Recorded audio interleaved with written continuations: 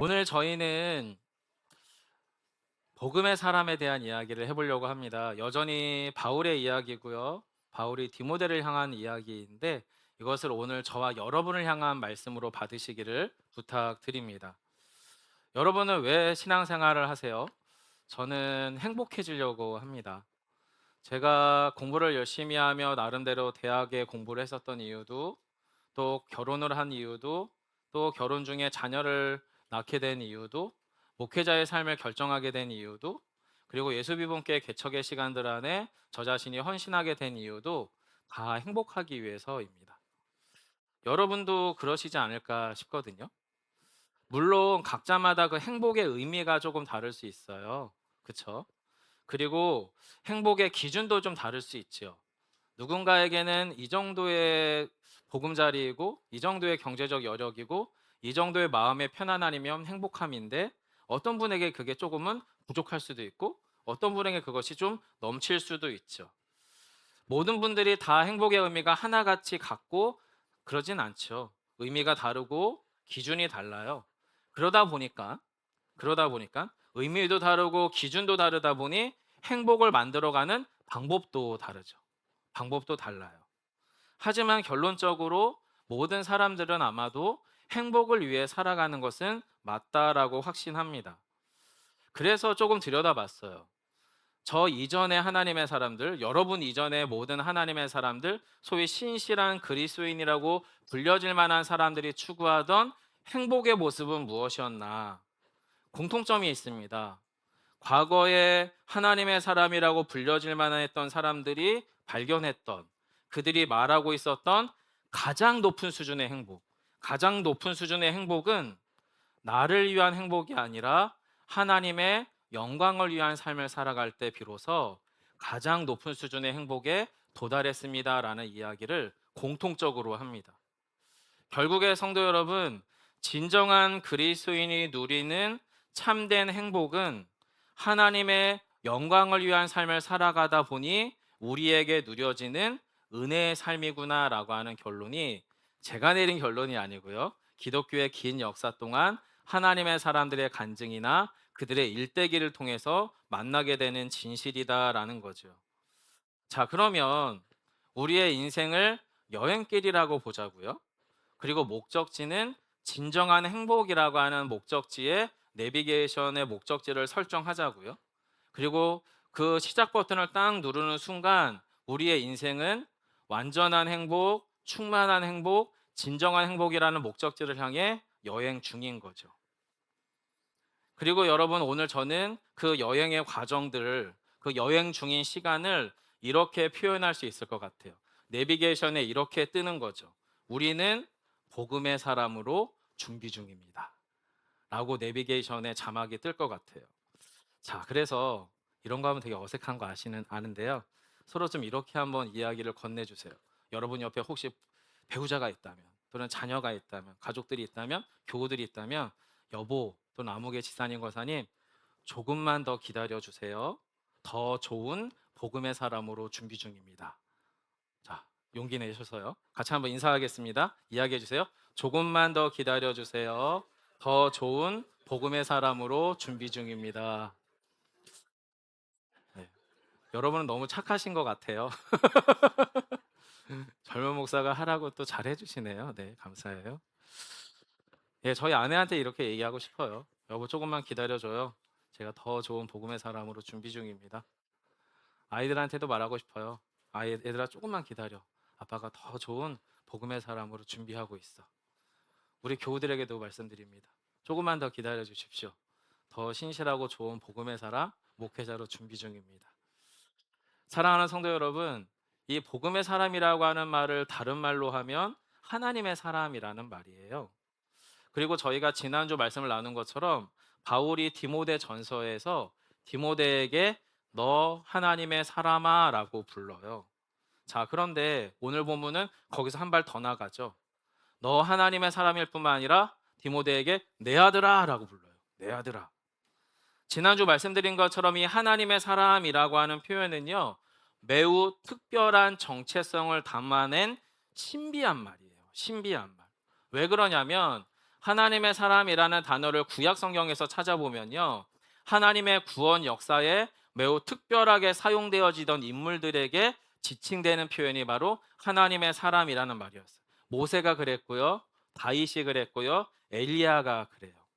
하나님의 사람이라고 지칭되는 사람들의 공통점은 하나같이 하나님의 구원의 역사에 귀하게 특별하게 쓰임 받았던 사람들을 성경은 하나님의 사람이라고 지칭하고 있었어요. 자, 이 단어를 지금 바울이 로마 시대에 디모데에게 쓰고 있는 거예요. 자, 그러면 옆에 로마 사람이 있어요. 거기서 바울이 디모데에게 너 하나님의 사람아 라고 불렀으면 어떻게 될까요? 분위기가 이상해질 거예요. 왜 그러냐면 로마인들에게 하나님의 사람, 신의 대리자, 신의 아들, 디모데일 수가 없어요. 무명의 젊은 보잘것없는 가난한 목회자인 디모데는 하나님의 사람일 수가 없어요. 신의 대리자일 수가 없어요. 디모데가 아니라 로마인들이 이해하는 하나님의 사람은 누군가요? 로마 황제예요. 황제. 제국의 법과 상식 안에서 황제 네로가 신의 사람인 거지, 감옥에 갇혀 있는 노 선교사인 바울이 언제 죽을지 모르는 시점에서 너 하나님의 사람아 라고 부르면서 지칭한 디모데, 에베소 교회의 후임 목회자가 된 이 무명의 청년이 하나님의 사람이 아닌 거예요. 오히려 네로 황제가 하나님의 사람이고 신의 대리자여야 하는 거예요. 그런 시대 속에서 지금 바울이 매우 대범하게도 에베소 교회의 젊은 후임 목회자인 디모데를 향해 너 하나님의 사람아 라고 부르는 것은 사실은 엄청 소름 돋는 선언이에요. 그리고 저희는 이 선언을 매 주마다 우리의 교회에서 저와 여러분 안에서 수시로 주고받고 있는 거예요. 하나님의 사람, 복음의 사람, 예수의 사람, 그리스도인이라고 하는 매우 소름 돋는 영적 선언을 우리 스스로에게 또 누군가에게 이야기하고 있다는 거죠. 그 이야기를 저희가 지난주 나눴고요. 오늘은 그 이야기에서 한 발 더 나가서 디모데에게 바울이 나의 아들아라고 불러요. 내 아들아. 1절 한번 같이 한번 볼까요? 같이 읽겠습니다. 내 아들아, 그러므로 너는 그리스도 예수 안에 있는 은혜 가운데에서 강하고. 바울은 디모데를 하나님의 사람이라고 부르는 것도 부족해서 이제는 디모데를 내 아들아라고 불러요. 얼굴이 안 닮아 있어요. 같은 집에 출생한 같은 친척도 아니에요. 혈액형도 달라요. 출신 배경도 다르고요. 여러 가지 상황들이 하나도 안 완전한 철저한 남이에요. 자, 그런데 이런 디모데를 서슴없이 감옥에서 언제 죽을지 모르는 노 선교사인 바울이 내 아들아, 내 아들아라고 불러요. 바울은 아들이라고 부르는데 디모데는 난 당신을 단 한 번도 아버지라고 생각해 본 적이 없습니다. 이러면 이상해지는 거잖아요. 그런데 디모데 역시도 바울을 누구요? 자신의 영적 아버지로 온전하게 확신하죠. 그게 가능한 이유가 무엇입니까? 예, 그들 안에는 혈액형은 다르지만 같은 피가 흘러요. 예수 그리스도의 구원과 사랑의 보혈이 사도 바울에게 흘러 넘쳐 이것이 디모데에게 전하여졌거든요. 그리고 디모데 안에 예수 그리스도의 은혜와 사랑의 보혈이 차여 흘러 넘치기 시작했어요. 그래서 이미 바울과 디모데는 굳이 말하지 않아도 그리스도 안에서 영적인 아버지이며 영적인 아들이에요. 이 아름답고 신비한 영적인 정체성, 하나님의 사람이요 내 아들이라고 불려지는 그 디모데에게 지금 사도 바울은 에베소 교회라고 하는 꽤 규모가 큰 교회 후임 목회자로 디모데의 여정을 열어주고 있는 거예요. 그럼 여러분, 감옥에서 언제 죽을지 모르는 노선교사이자 선임 목회자가 후임 목회자이자 에베소 교회라고 하는 핵심 교회를 사역하는 후임 사역자에게 해줄 말이 얼마나 많았겠어요. 설교는 이렇게 하면 좋겠습니다. 도시 선교는 이렇게 하면 좋겠습니다. 교회 행정은 이렇게 하면 좋겠고, 그리고 함께 할 파트너, 동역자들은 좀 이렇게 세웠으면 좋겠습니다. 그리고 신방할 때는 이런 부분을 조심하시고, 에베소 교회는 조금 다 좋은데 요 몇몇 사람들이 조금 조심스러우니까 요런 것만 좀 조심하면 목회를 잘 할 수 있을 것 같습니다. 라고 하는 목회의 성공 공식을 알려줘도 부족할 마당에 오늘 본문에서 여러분, 바울은 디모데에게 완전히 다른 이야기들을 하고 있어요. 완전히 다른 이야기.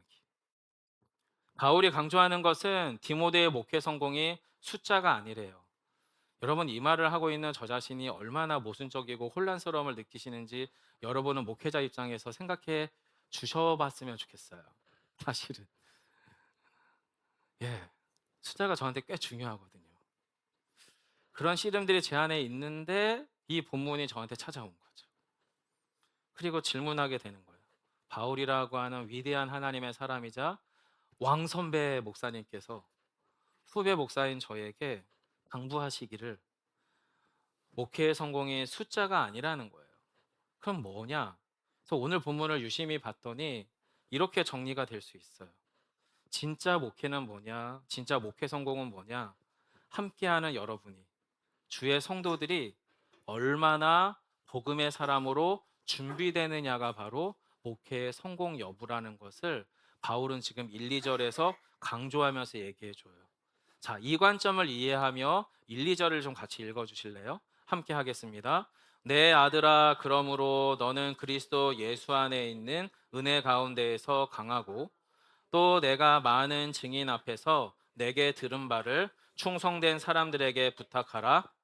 그들이 또 다른 사람들을 가르칠 수 있으리라. 아멘. 바울은요, 지금 디모데에게 이렇게 말합니다. 사랑하는 디모데여, 사랑하는 내 아들아, 당신은 그리스도 예수 안에서 은혜로 강해져야 됩니다라는 거예요. 은혜로 강해져야 된대. 힘 말고요, 지식 말고요, 돈 말고요, 인맥 말고요, 목회자로서의 유명세 말고요, 목회 스킬 말고요, 그리스도의 은혜 안에서 강해져야 된대요. 목회자인 디모데에게. 그리고 어쩌면 저와 여러분 모두에게 바울은 개인적으로 이렇게 권면해요. 여러분은 그리스도 예수 안에 있는 은혜 가운데에서 강해져야 됩니다. 라고 말해요. 그리고 또 한 가지를 당부하죠. 교회적으로, 공동체적으로는 이렇게 당부하는 거예요. 무슨 이야기 하냐면 디모데에게 이렇게 얘기합니다. 사랑하는 내 아들이여, 내가 과거 옥 밖에 있었을 때에, 에베소 교회에 있을 때에 당신 디모데에게와 우리 교우들에게 함께 전했던, 함께 듣고 있었던 그 복음을 이제는 나 바울이 아닌 디모데 내 아들이 충성된 사람들에게 부탁해 주세요라고 얘기합니다. 예, 성도 여러분, 물론 설교는요, 케리그마라고 해서 또는 디다케라고 해서 선포와 가르침의 방식들이 설교 안에 흘러갑니다. 하지만 기본적으로 설교는 저와 저의 인생을 관통하고 계신 주 예수 그리스도의 복음이 나란 삶의 존재를 어떻게 바꾸어 가시고 다루어 가고 계시는지, 그 복음이 현장 안에서 현재적으로 제 안에 역사하고 있는 상황을 여러분에게 실제로 보여드리는 거예요. 그러면서 어떻게 해요? 부탁하는 거예요. 여러분에게. 저에게 있는 예수의 복음이 저를 이렇게 이끌어가듯 여러분의 삶에서도 주 예수 그리스도의 복음이 저와 여러분의 삶을 이렇게 이끌어가기를 부탁드립니다라는 거죠. 이게 여러분 목회자만의 숙제일까요? 아니요. 이 본문에서 지금 함께 주 예수 그리스도의 복음을 듣고 있었던 수많은 증인들을 뭐라고 불러요? 충성된 사람이라고 불러요. 여러분, 이 충성된 사람이 누굴까요? 바울 목회자에게 충성하는 사람일까요? 또는 후임 목회자인 디모데의 선에 잘 서서 후임 목회자인 디모데의 눈에 잘 들려고 하는 그런 사람들일까요? 아니에요. 여기 충성된 사람들은요, 바울이 오게 있으나 없으나 젊은 목회자인 후임 목회자 디모데가 바울에 비해서 충분히 유능하나 또는 무능하나 이런 것과 일체에 상관없이 주 예수 그리스도에게 충성하기로 결정한 사람들이 바로 이 충성된 사람들인 거예요. 바로 이 충성된 사람들에게 내가 듣고 우리가 함께 듣고 있었던 그 복음을 부탁해 주세요라고 얘기하는 거죠. 그러려면 여러분 어떤 일이 일어나야 되죠? 여러분 안에서도 제 안에서도 동일하게 예수의 복음이 역사하고 있어야 돼요. 청중들은, 설교자뿐만 아니라 성도들은 자신들의 일상의 삶에서 주 예수 그리스도의 복음이 나의 생각을, 나의 언행을, 나의 삶의 내용들을 어떻게 다루어가고 변화시켜가고 있는지 충분히 한 주간 동안 실패도 맛보고 성공도 맛보고 은혜도 맛보고 좌절도 맛보다가 같이 돌아와서 이 자리에 앉아서 그걸 서로 어떻게 해요? 서로 확인하고 교감하는 거예요. 그게 지금 본문이 말하고 있는 부탁하라예요. 근데 언제까지요? 그들이 또 다른 사람들을 가르칠 수 있을 때까지. 우리의 자녀를, 우리의 이웃을, 우리의 불신 가족을, 우리의 누군가에게 내 안에 나를 변화시킨 복음이 그에게 가르쳐질 때까지 하라는 거예요. 성도 여러분, 저는 이게 우리 예수 비봉교회를 향한 하나님의 말씀이며 비전이라고 확신합니다. 먼저는 저 자신이, 그리고 우리 모두가 그리스도 예수 안에 있는 은혜로 강하여지기를 기도해 주세요. 그리고 우리 모두가 이미 들어오고 있었던, 이미 우리가 알고 있었던, 하지만 여전히 앞으로 계속 듣게 될, 읽게 될, 말하게 될 예수 그리스도의 복음을 전하고 가르치는 충성된 사람들이 되어 주시기를 부탁드려요. 이게 저는 예수 비봉교회를 향한 하나님의 꿈이며 비전이라고 확신합니다. 그러면서 여러분, 사도 바울은요, 그럼 우리가 어떻게 그런 복음의 사람으로 준비될 수 있을까를 설명하는 게 오늘 본문인데, 이걸 비유로 이야기합니다. 비유로. 한 종류의 직업은 군인이고요, 또 한 종류는 경기에 참여하는 경기자, 스포츠맨이고요, 마지막 한 가지 모습은 농부의 모습이에요. 자, 그런데 이 세 종류의 직업군을 가진 사람의 공통점이 뭐냐면 어설프지 않아요. 애매하지 않아요. 군인으로 치자면 20년, 30년 동안 군 생활 중에서 전투 실력을 갈고 닦은 전문적인 직업 군인이고요. 경기자로 치자면 어설픈 아마추어가 아니라 한 가지 스포츠에 온심을 다해서 도가 터버린 고수와 같은 전문 스포츠맨을 이야기해요. 농부만 해도요, 어설프게 남의 땅 빌려서 대충 때 되면 농사하지 이런 텃밭 다루는 게 아니라 전문적으로 목숨 걸고 농사 짓는 전업 농부의 모습으로 본문에서 묘사하고 있어요. 왜 그랬을까요? 예, 바울이 디모데 이 후서라는 성경을 쓸 때 도시에서 거리에서 쉽사리 만나게 되는 직업군들이 그런 분들이었던 거예요. 군인도 만나고 농부도 만나고 또한 콜로세움 같은 대형 경기장에서 운동하는 사람들도 만나고 이런 종류의 사람들이 시장 거리에서 쉽사리 만나는 거죠. 그 당시 성도들이 매일 눈으로 보고 피부로 체감하던 가장 일상적인 일상을 살아내는 그 사람들의 모습 안에서 복음의 원리를 뽑아내고 있는 거죠. 그리고 이것은 우리에게 어떤 위로와 소망을 주죠? 우리의 삶에서도, 여러분의 삶에서도 다 그렇잖아요. 여러분의 생업의 현장에서, 또 자녀 양육의 현장 안에서 고수 아닌 분이 어디 있으세요? 직장 생활이든 사업이든 가정 양육이든 최소 10년, 20년, 30년, 40년, 50년째 해가고 계시잖아요. 그럼 여러분이 잘 되든 못 되든 저와 여러분은 고수신 거예요. 고수죠. 이 부분을 이야기하고 있어요. 특별히 바울이 강조하는 건 군인의 모습이에요. 왜 그랬을까요? 바울이 감옥에 있었거든요. 감옥에는 죄수만 있지 않습니다. 죄수만 있으면 큰일 나죠. 그 죄수들이 못 도망가게 누가 있을까요? 네, 군인들이 있어요. 로마 군인들이 매일 아침마다 자신의 감옥 앞에서 바울이 도망가나 안 도망가를 감시하는 직업 군인들이 거기에 있었어요. 항상 보이던 사람들이 군인이었어요. 자신을 감시하고 있는 군인들이 눈앞에 항상 보였죠. 당시 로마 군대는요, 세계 최고예요. 세계 최고였어요. 세계를 제패한 가장 강력한 군대였어요. 그리고 그 당시의 군인들은 최소 20년 이상 군 복무, 장기 복무를 하는 직업 군인들이었다고 합니다. 그들에게는 두 가지가 금지되어 있어요. 첫 번째, 근무기간 중에, 복무기간 중에는 결혼이 금지되어 있다고 해요. 두 번째, 군 복무기간 동안에는 개인적 이익을 추구하는 경제활동, 상업활동, 무역, 채무 보증 등을 금지시켜 놨다고 이야기합니다. 왜냐하면 자기 생활에 얽매이다 보면 군인으로서의 온전한 충성심과 전투력을 제때 발휘하지 못하기 때문이라고 생각을 했대요. 그래서 제국의 초대 황제였던 아우구스투스는 그 당시에 현역 군인, 백부장, 100명의 군인을 거스리고 있는 중간 지휘관이죠. 백부장과 그 이하의 현역 군인들에게 법적 결혼을 금지시켰다고 합니다. 이유는 뭐죠? 자신을 병사로 모집한 지휘관에게만 충성하며 군사적 업무에 몰두하게 하기 위해서 그렇게 정해놨대요. 게다가 개인적 경제 활동도 금지한 이유는 그거예요. 국가에서 여러분을 먹고 살게 할 만큼의 정기적인 급여를 줄 테니 여러분의 모든 시간과 여러분의 모든 힘과 여러분의 모든 집중력을 국가와 황제를 위해 충성해 주세요라는 의미로 그렇게 정해놨다고 합니다. 그게 여러분 오늘 본문의 3절로 4절입니다. 같이 한번 읽어볼까요? 함께 하겠습니다. 너는 그리스도 예수의 좋은 병사로 나와 함께 고난을 받으라. 복무하는 자는 자기 생활에 얽매이는 자가 하나도 없나니 이는 병사로 모집하는 자를 기쁘게 하려 함이라. 아멘. 여러분 여기서 특별히 3절을 한번 다시 보세요.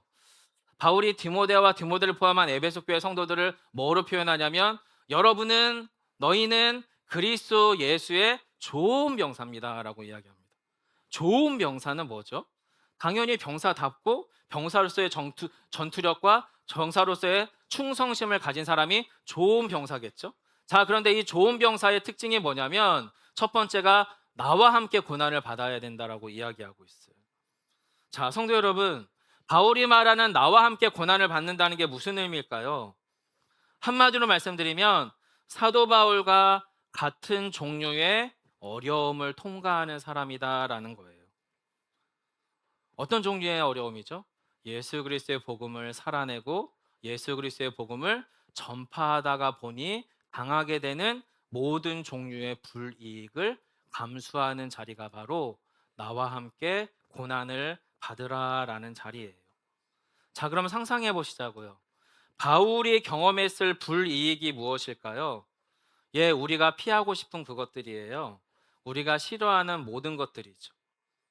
예수를 주로 고백할 때 일어나는 인격적 모욕이 있어요.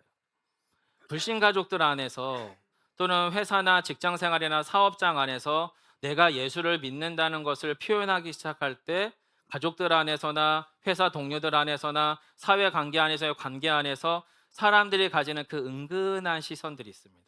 불편하죠. 어려워요. 그래서 여러분, 요즘에는 학생들이 교회 다니는 아이들이 절대 학교 식당에서 밥 먹을 때 식기도를 하지 않습니다. 그건 저희 때도 그러긴 했지만 요즘은 아예 안 합니다. 거의 하는 아이들이 거의 없습니다. 그건 아주 가벼운 예고요. 사실은 저와 여러분이 직장 생활을 하고 사업자의 거래처 안에서 저는 예수 믿는 사람이기 때문에 술자리에 접대 같은 건 안 될 것 같습니다. 또 내지 내가 예수 믿는 사람이기 때문에 주일에는 이런 거래처와 활동들은 안 될 것 같습니다. 내가 예수 믿는 사람이기 때문에 이날은 이렇게 하나님 앞에 예배하며 봉사하며 섬겨야 되겠습니다. 이런 이야기를 마음 편히 쉽게 직장에서 말씀하실 수 있겠습니까? 사업 거래 관계 안에서 이야기하실 수 있겠어요? 학교나 또 여러분의 삶의 현장 안에서 그런 이야기를 쉽게 이야기 꺼내실 수 있겠어요? 어렵죠. 왜냐하면 그 안에서부터 은근하게 밀려오는 인격적 모욕감들이 있거든요. 게다가 바울은 어떤 어려움이 있었죠? 복음을 최우선으로 두며 예수 그리스도의 복음 전파에 나의 삶의 전 우선순위를 두다 보니 경제적으로 어려웠어요. 경제적으로. 남들이 돈 벌 시간에 여러분은 지금 가게 문 닫고 사업장 문 닫고 예배 드리러 와 계시잖아요. 만약에 이 시간에 조금만 더 판다면, 이 시간에 조금만 더 기계를 돌릴 수 있다면, 또는 어쩌면 여러분이 이 시간에 다른 아르바이트라도 한다면 못해도 몇만 원, 많게는 몇십만 원, 많게는 몇백만 원을 벌 수도 있지 않겠습니까? 그런데 예수 그리스도의 복음을 최우선으로 둠으로 따라오는 경제적 결핍이나 손실이 분명히 뒤따라오지요. 바울이 당하는 어려움은 그런 종류의 어려움이었어요. 게다가 그냥 가만히 두면 좋겠는데 예수 믿으라고 한다고 누구 힘들게 하는 거 아니잖아요. 핍박하는 거 아니잖아요. 그런데도 불구하고 예수 믿는다는 이야기를 전하면 꼭 도시에서 꼭 그 사람들 안에서 바울을 못 살게 굴어요. 사람들이 핍박해요. 멸시해요. 모욕감을 줘요. 심지어 박해할 뿐만 아니라 순교의 위협, 잡아서 죽이려고까지 해요. 무슨 이야기죠? 이러다가 죽을 수도 있겠다라는 생존의 위협이 있죠. 사회적 불안정이 있어요. 어느 사회 집단 안으로 들어가도 바울의 삶은 안정적이지가 않아요. 안정적이지가 않아요. 집을 살 수도 없고 결혼을 할 수도 없고 그리고 어느 한 도시에 정주할 수도 없어요. 사회적 불안정이 바로 바울이 경험하고 있었던 종류의 불이익이에요. 게다가 성도 여러분, 좋은 병사의 두 번째 특징이 뭐예요? 바로 4절에 자기 생활에 얽매이지 않는다는 거예요. 여러분 이걸 잘못 해석하시면 안 돼요. 자기 생활에 얽매이지 않는다고 하니 난 가정도 버리고 아내도 버리고 애도 버리고 뭐도 버리고 기도원에 들어가서 복음 전파만을 위해서 온전히 살아가겠다? 그런 의미 아닙니다. 그런 의미 아닙니다. 오히려 정반대입니다. 가정이나 교회 삶의 현장에서 무책임해지고 게을러지라는 말이 아니라요. 완전 정반대예요. 완전 몰입하라는 거예요. 완전 몰입하라는 거. 어떻게 해요? 군인의 신분으로서 군인의 책무를 살아내기 위하여 완전 집중하라는 거예요. 딴 생각이나 딴 마음이 안 들 정도로 예수의 병사로서의 삶에 몰입하라는 거예요. 이렇게 몰입하게 되면 어떤 일이 일어나는지 아십니까? 신실한 성도의 삶을 살아가다가 찾아오는 인격적 모욕이 하나님의 영광을 빛나게 하는 성도의 영광이라고 믿어져요. 지금 당장 당하는 모욕감이 사실은 실상은 장차 하나님의 영광에 빛나게 할 성도의 영광이 된다는 게 믿겨진다니까요. 그리고 예수의 복음을 최우선으로 둘 때 찾아오는 모든 종류의 경제적 어려움은 하나님께서 반드시 어떤 방식으로 또는 어떤 내용으로 반드시 갚아주신다는 것을 경험해요. 몰입하는 사람만. 중간에서 애매하게 섞여서 이것도 해야 될 것 같고 저것도 해야겠다 하면 죄송하지만 둘 다 안 됩니다. 둘 다 아무것도 안 될 겁니다. 신실하게도 살아봐야 될 것 같고 세상의 방식으로도 살아봐야 될 것 같은 이 좌충우돌하는 중간에 왔다 갔다 하는 삶을 가지고는요, 이쪽도 안 되고요 저쪽도 안 돼요. 하지만 완전한 몰입이 일어나면 앞서 말씀드린 것처럼 지금 이 땅에서 예수 믿는다는 이야기를 함으로 당하는 인격적 모욕감은 장차 하나님께서 당신의 영광 중에 성도의 영광으로 돌려줄 거라니까요. 그리고 이 땅에서의 그 경제적 어려움은 하나님이 반드시 어떤 방식으로든 갚아주신다니까요. 아주 과거에 제가 우리 아내한테 여러분 목사라고 하는 사람이 가진 직업의 독특함이 뭔 줄 알아? 라고 이야기하면서 가장 쉬운 예로 이런 예를 들었어요. 제가 목동에서 사역할 때 진짜 아이들을 위한 교육비를 교우들이 정말 무지막지하게 쓰더라고요. 뭐 이렇게 300만 원짜리 과외는 뭐 우스울 정도였었던 것 같고, 그리고 아이들이 중학교 때 보통 이제 유학을 가죠. 보통은 뭐 저쪽 중국이라던가 캐나다라던가 영국이라던가 여기서 중고 과정을 마치고 대학을 유학생 전형으로 해서 스카이, 소위 말하는 서울 연구대를 들어가요. 좀 이상하지 않으세요, 여러분? 굳이 거기까지 갔으면 그 영국의 유명한 대학들, 미국에 잘 나가는 대학들 걸로 넣어버리면 되는데 왜 굳이 중고를 거기서 보내고 나서 영어를 잘하는 아이를 한국말만 주로 쓰는 한국 대학에 집어넣으려고 하는지는 잘 모르겠지만 그러더라고. 제가 그분들을 폄하하려고 하는 이야기가 아니라, 근데 여러분 교회에는 또 다른 진학의 코스가 있어요. 필리핀 또는 캐나다, 영국 이런 등등에는 선교사님들 가정들이 있어요. 그리고 거기에서 보통 스테이를 하죠. 홈스테이. 무슨 이야기냐면 선교사 가정에서 선교사로 단기 후원을 선교받고 후원받으면서 그 안에서 사역하던 그 어떤 초중고 아이들이 거기서 예수를 진하게 만나고 공부할 필요와 깨달음을 가지고 최선을 공부하면서 거기서 영어를 습득해요. 그럼 이 친구들은 거기서 뭐를 하는 거예요? 아까 말했던 수백 들여서 애들 유학 보낸 거랑 똑같은 과정을 선교사 가정에 홈스테이를 하면서 거기서 아이들이 이제 학습을 하는 거예요. 그래서 거기에 있는 내노라는 좋은 대학들을 쉽사리 또는 어렵지 않게 입학하는 경우들이 생겨요. 자, 여러분 이걸 저울로 올려보겠습니다. 어느 쪽에 돈이 덜 들까요?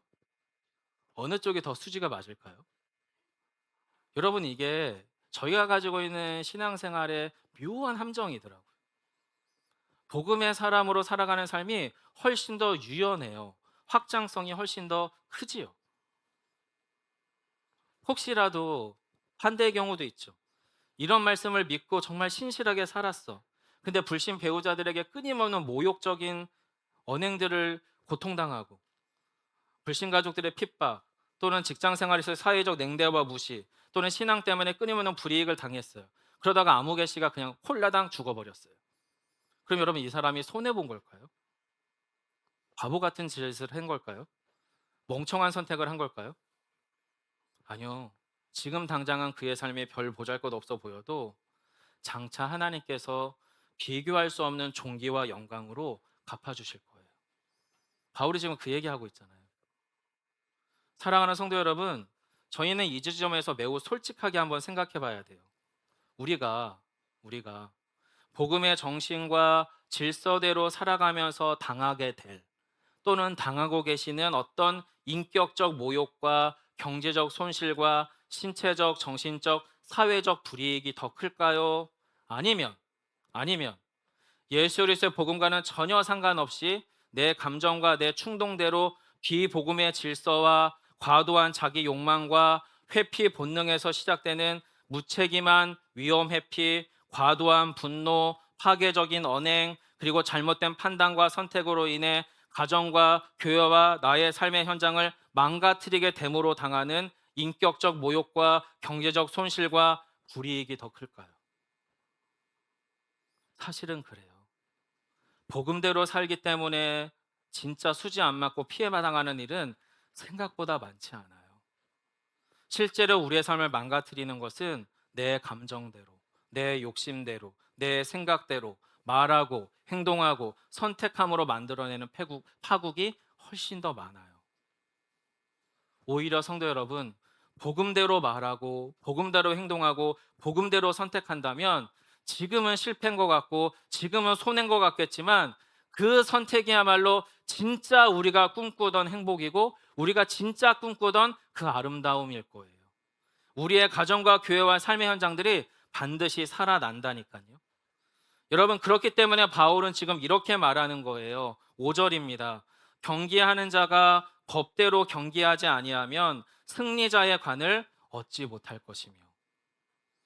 성도 여러분, 과거에는 설교자들이 이렇게 설교했어요. 여러분, 세상은 나빠요. 세상은 악해요. 세상은 여전히 편법과 불법 사이에 교묘한 경계에 있어야만 승리한다고 가르쳐요. 성공한다고 가르쳐요. 그리고 우리가 원하는 결과를 만들어낸다고 말하죠. 하지만 그리스도인들은 달라야 합니다 라고 보통 설교했어요.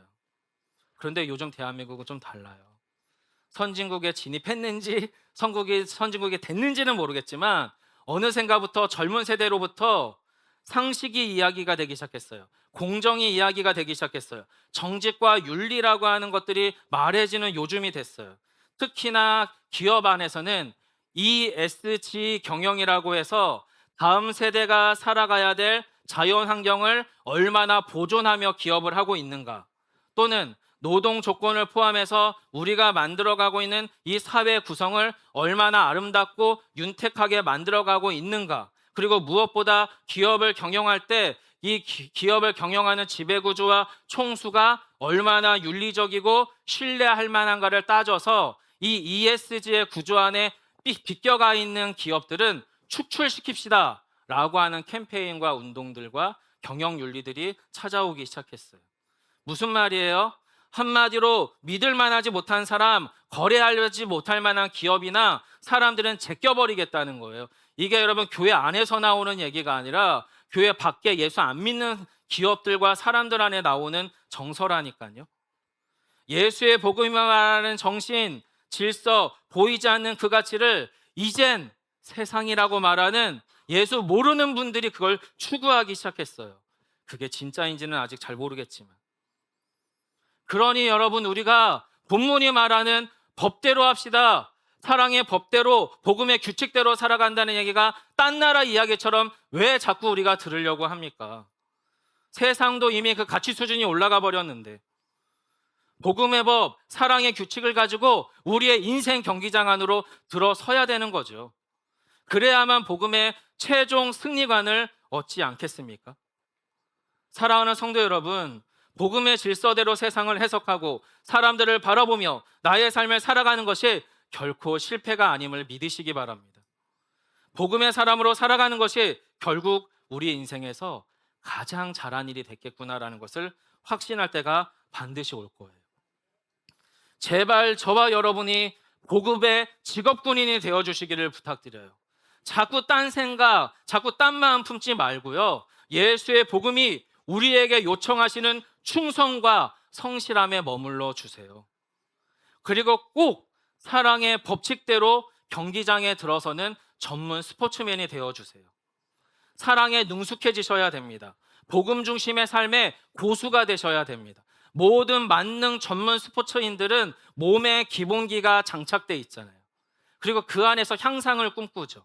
복음에서도 마찬가지예요. 우리가 복음에 능숙해지고 예수 그리스도의 복음이 나의 삶을 관통해내지 않으면 우리는 천상 가정에서나 교회에서나 삶의 현장 안에서나 항상 아마추어예요.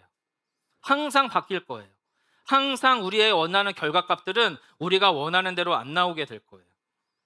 그리고 바울은 무엇보다 이렇게 권면하여, 여러분, 지금 당장 눈앞에 열매가 안 보일 수 있죠.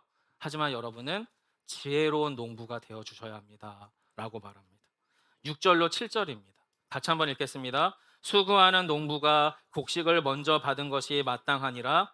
내가 말하는 것을 생각해 보라. 주께서 범사에 내게 총명을 주시리라. 아멘. 바울도 이 이야기를 하면서 권면하는 거예요. 자, 잘 생각해 보세요. 하나님이 이미 여러분에게 진짜 복음이, 진짜 진실이 무엇을 말하는지 여러분에게 총명을 주셨거든요. 그러니 한번 잘 생각해 보세요. 어제도 한 분 지사님과 여러 대화들을 나누다가 제 마음을 이렇게 뭉클하게 한 방 빵 때린 이야기가 있으셨어요. 약간의 각색을 하자면 이런 식이에요. 그 지사님에게는 죽도록 사랑하는 아내가 있어요. 근데 젊은 시절에 또는 종종 그 죽도록 사랑하는 아내랑 죽자고 싸우세요. 죽자고. 그럼 어떻게 돼요? 할 말 못할 말, 할 행도 못할 행도 다 하죠. 자, 죽도록 사랑하는 아내와 죽자고 싸웠는데, 그럼에도 이 어머니가, 이 아내분이 그럼에도 밥 해놓을 거 다 해놓고, 빨래 해놓을 거 다 해놓고, 집안 청소 다 해놓고, 자기 없어도 어떻게든 삶이 사라지도록 모든 걸 완벽하게 해놓고서 가만히 계신대요. 또는 나가신대요. 그럼 여러분, 그분께서 그렇게 말씀하시다고요. 죽자고 싸웠는데 살자고 해놓는 거 보면서 정말 눈물 나더라고. 전 그 말이 너무 뭉클했어요. 정말 뭉클했어요. 성도 여러분, 도대체 이 사랑의 힘은 어디서 나오는 걸까요? 저희는 보통 반대잖아요. 너가 이렇게 했다고? 좋아. 그럼 내가 거기다 조금 더 보태줄게. 더 못했잖아? 그럼 그래? 그럼 내가 한 번 더 가볼게. 누가 파국까지 가나 한번 끝까지 가보자. 보통 이런 논리잖아요. 그런 논리거든. 요 얘기 누구 얘기예요? 제 얘기예요. 제 얘기. 여러분의 얘기 아니고 제 얘기예요. 예, 한번 저의 자존심이 건드려지면 예, 저도 독해지더라고요. 사랑하는 성도 여러분, 우리가 어떻게 복음의 사람으로 준비되는지, 또는 복음의 사람으로 빚어질 때에 결국에 누가 가장 행복하고 가장 만족스러울지 곰곰이 생각해 봐 주세요. 그리고 복음의 사람이 되는 게 과연 나에게 정말 이익인지 손해인지 정직하게 한번 질문해 봐 주세요. 그런 은혜와 총명이 저와 여러분 가운데 있기를 축원합니다.